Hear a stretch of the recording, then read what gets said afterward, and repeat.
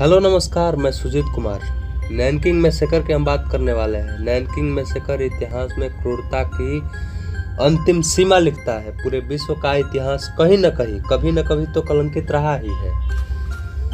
लेकिन शक्ति जब निरंकुश हो तो इंसान अपने आदि मानव काल में चला जाता है, जहां शरीर की बोटी को नोचकर खाया जाता है। वर्ष 1937 ये वो दौर था जब पूरी दुनिया सेकेंड वर्ल्ड वॉर की तैयारी कर रही थी और फर्स्ट वर्ल्ड वॉर के बाद भी पूरी दुनिया यूरोप के साम्राज्यवाद के नशे में डूबी हुई थी। और उसी होड़ में एक एशियाई देश आगे निकल गया, नाम था जापान। एक छोटे से आइसलैंड ने साउथ चाइना सी और रिपब्लिक ओशियन के आसपास के लगे सभी देशों पर अपना कब्जा कर लिया था। और जापान की इंपीरियल आर्मी का आतंक इतना था कि इन्हें येलो टेरर के नाम से जाना जाने लगा। ये घटना सेकेंड चीन जापान वॉर का ही एक हिस्सा है। राजा थे हिरोहितो और जापानी आर्मी के सेनापति थे इवान मात्सुई। इवान मात्सुई का कहना था कि सिर्फ 3 महीने में हम चीन पर कब्जा कर लेंगे। इससे पता चलता है कि जापानी आर्मी अपनी बुलंदियों पर थी। इधर रिपब्लिक ऑफ चाइना के राजा थे चियांग काई शेक। उसी समय चीन की कम्युनिस्ट पार्टी माओ जेडोंग का उदय हो रहा था। यानी पूरा चीन 2 गुटों में बंटकर आपस में सदा संघर्ष कर रहा था। एक तरह से कहे तो पूरे चीन में सिविल वॉर चल रहा था। आपसी संघर्ष के झगड़े में ये भूल गए कि विदेशी आक्रमणकारी भी आ रहे हैं। जुलाई 1937 जब चीन में जापान ने चीन के खिलाफ युद्ध की घोषणा कर दी और इवान मात्सुई के नेतृत्व में सेना चीन पहुंची। जब चीन पहुंची सेना तो वहां के नागरिकों ने इनका स्वागत किया। हर घरों पर जापान के झंडे लगाए गए। इसके बहुत सारे कारण थे। एक कारण तो ये था कि चीन के अंदर चियांग काई शेक और माओ जेडोंग के सिविल वॉर से लोग इतने परेशान हो चुके थे कि वो चाहते थे कि कोई और आए और हमारा नेतृत्व करे। और दूसरा, जापानी सेना के डिसिप्लिन और बहादुरी के किस्से 1905 से चली आ रही थी, जब एक छोटे से आइसलैंड ने रूस जैसे बड़े एरिया वाले देश को हरा दिया था। लेकिन घर की पुरानी छाछ भी दूसरे के दूध से ज्यादा मीठी होते हैं, ये बात नहीं समझ पाए।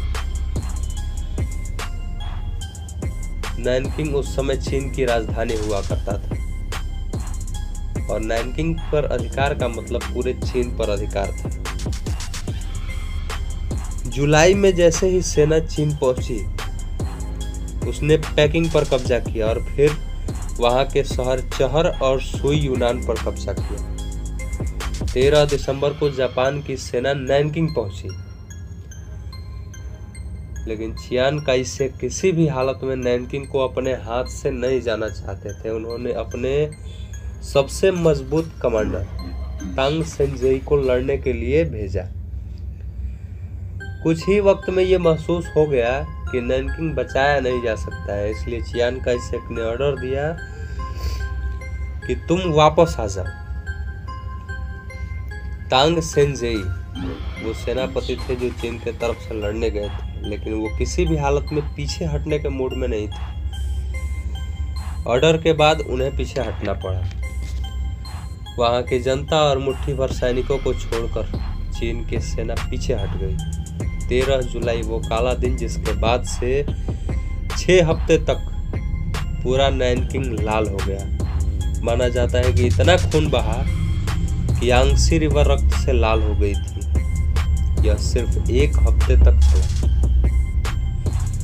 और पूरे 1 हफ्ते में पूरे नैनकिंग पर कब्जा हो गया। जापानी इंपीरियल आर्मी कब्जे के बाद अपने एंटरटेनमेंट के लिए लोगों को मारना शुरू किया। जो चीन के लोग जापानी आर्मी का स्वागत कर रहे थे, उनकी खुशी तुरंत 1 हफ्ते के अंदर चीख में बदल गई। ये तस्वीर उन 2 सैनिकों की है जिसमें शर्त लगी थी कि कौन सबसे पहले 100 गर्दन काटेगा। जब 100 पे डाउट हो गया तो 50 और गर्दन काटने की शर्त लगे। इन सारी घटनाओं को जापान के लोग सेलिब्रेट कर रहे थे और जापानी सैनिकों की बहादुरी के किस्से गढ़े जा रहे थे। वक्त की गलती कभी कभी होती है, क्योंकि उस समय ये लगता नहीं है कि ये गलत हो रहा है, बाद में उसके बारे में महसूस होता है। एक इंसान जो क्रूरता की अंतिम सीमा सोच सकता है, वो सब कुछ हुआ। प्रत्येक घरों से निकालकर पुरुषों को गले काटे गए और महिलाओं का बलात्कार किया गया। बौद्ध भिक्षुओं के द्वारा बच्चियों का बलात्कार करवाया गया। जिन्होंने मना किया उनके प्राइवेट पार्ट काटे गए। 7 से 10 वर्ष की बच्चियों के प्राइवेट पार्ट काट के बड़े किए गए ताकि बलात्कार किया जा सके। आदमी को आधा मिट्टी में गाड़कर उन पर कुत्ते छोड़े जाते थे। एक बड़ा गड्ढा खोदकर सैकड़ों को जिंदा जलाया गया। जितने भी तरह के क्रूर व्यवहार हो सकते थे वो किया गया। उसके बाद कई लड़कियों को कंफर्ट गर्ल बनाकर जापान ले गया गया। ये घटना इतनी भयावह थी कि इसमें 3 लाख लोगों की हत्या हुई और 80,000 से ज्यादा महिलाओं के बलात्कार हुए। कलंकित इतिहास का सबसे भयावह चैप्टर है यह, जिसमें मनोरंजन के लिए लोगों को काटा गया क्योंकि युद्ध नहीं चल रहा था। इन सब के बीच एक व्यक्ति था जॉन रॉबे, जो लाखों जनता के जीवन का तारणहार बनकर वहां पे सामने आया। जॉन रॉबे जर्मनी के एक नाजी बिजनेसमैन और फोटोग्राफर थे। उन्होंने इस घटना की भयावह तस्वीरें जापान, जर्मनी और पूरे यूरोप तक पहुंचाई, क्योंकि पूरी दुनिया को यह पता ही नहीं था कि चीन में हो क्या रहा है।